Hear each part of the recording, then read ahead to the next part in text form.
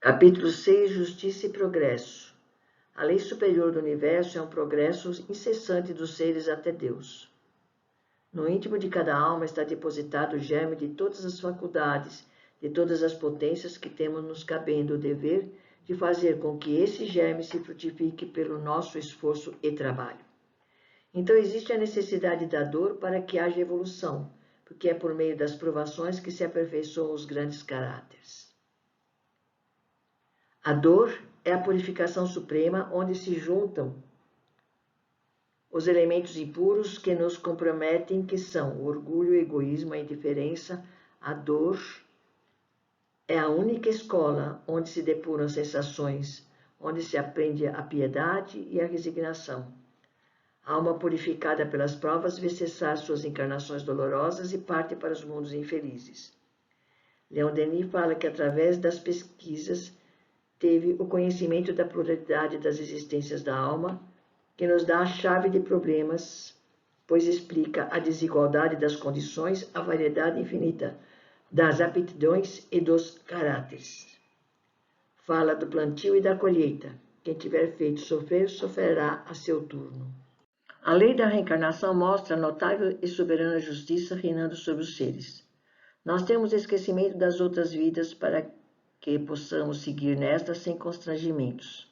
As nossas ideias inatas não são mais do que lembranças intelectual e moral que vêm das nossas vidas passadas, de onde poderemos avaliar a nós mesmos e a nossa vida. O homem pode trabalhar para o seu aperfeiçoamento sem qualquer condição, sem qualquer meio social, entretanto será mais bem-sucedido sob certas e determinadas condições.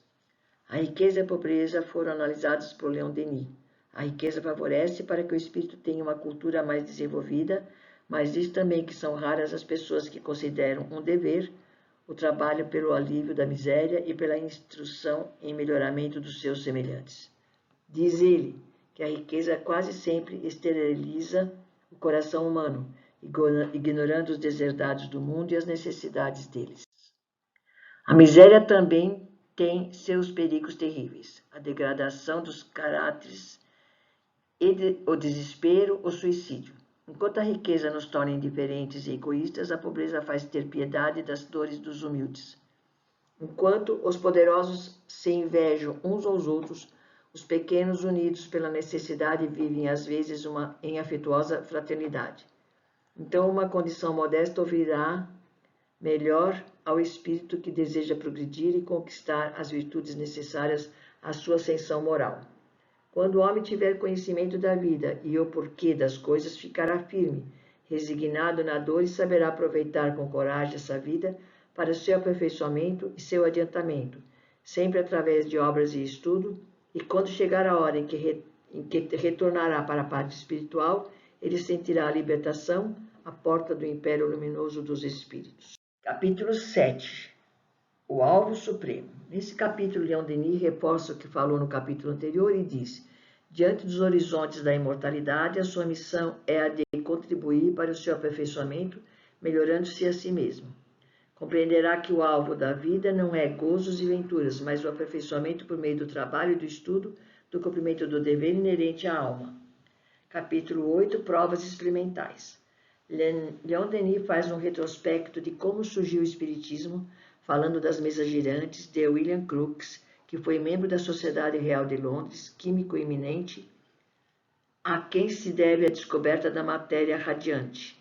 Falou também de Russell Wallace, Warley, Edmonds, o astrônomo Zöllner, os professores Juris e Weber da Alemanha. Da França cita Camille Flammarion, Dr. Paulo Gabriel, discípulo de Pasteur, Vacquerie, Eugène New e muitos outros.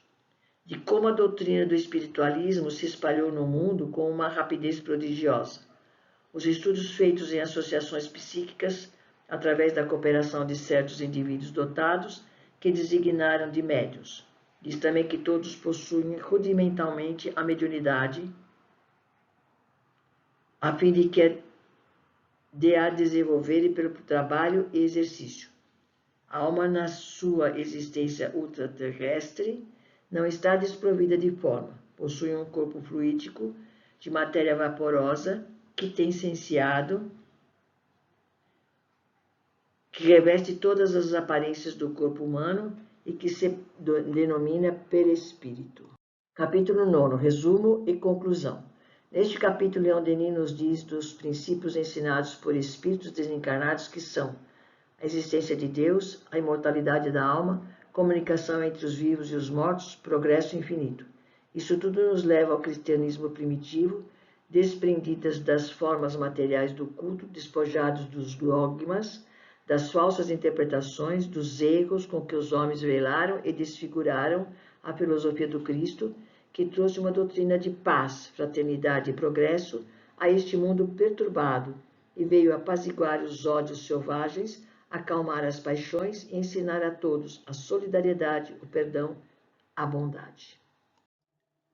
Pastor Juan Casper Lavater, nascido em 1741 e desencarnado em 1801, foi uma das glórias da Suíça e destacou-se como teólogo da Reforma Luterana, médium, psicógrafo, filósofo, poeta, magnetista e fundador da fisiognomia, que estudava a personalidade a partir dos traços fisionômicos. Goethe desfrutou da amizade desse grande homem, que enviou várias mensagens à imperatriz da Rússia, Maria Feodorovna, mensagens estas por ele mesmo psicografadas e que foram analisadas e divulgadas por Allan Kardec na revista Espírita de 1868. Lavater pode ser considerado como um dos precursores da doutrina, visto que ele morreu em 1801 e Kardec nasceu em 1804. Numa seleta biblioteca do castelo Grand-Ducal de Pavlovsky, onde o imperador Paulo da Rússia viveu com a imperatriz Maria, foi encontrado um maço de cartas de Lavater, datadas de 1798 e procedentes de Zurique. 16 anos antes, Lavater foi apresentado ao conde e à condessa do Norte, título sobre o qual o Grão-Duque da Rússia e sua esposa viajaram pela Europa.